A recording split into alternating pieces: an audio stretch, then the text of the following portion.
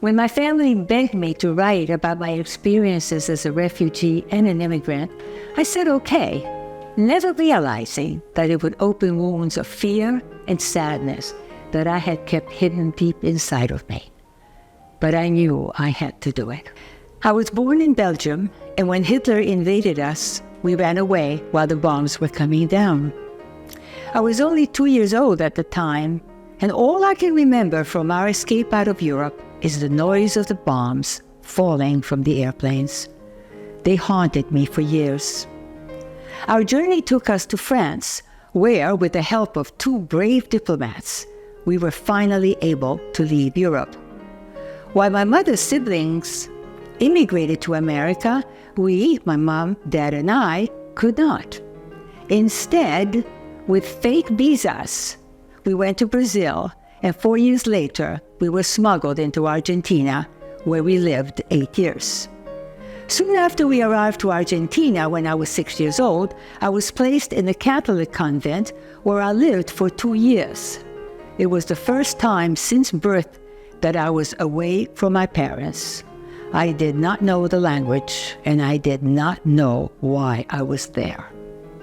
I returned to my parents when I was 8 years old, and for the first time in my life, I made friends and found happiness. But I never wavered from the hope that someday we would go to America, the United States of America. That day arrived on May 26, 1952, when I first stepped foot in American soil. I had just turned 14 years old. It was the happiest day of my life, but integrating into the American society was much more difficult than I could ever have anticipated. Imagine being an adolescent in a new country and you don't know the language.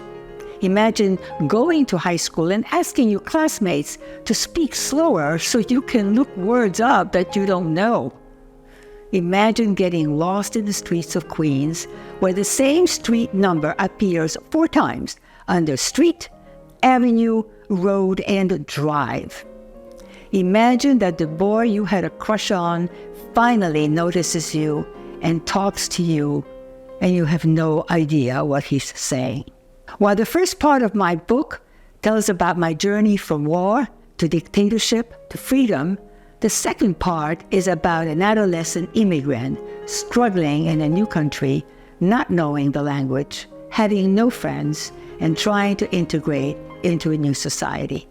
The book has many references about the plight of an adolescent and many studies about immigrants and language challenges, ending with a chapter on gratitude.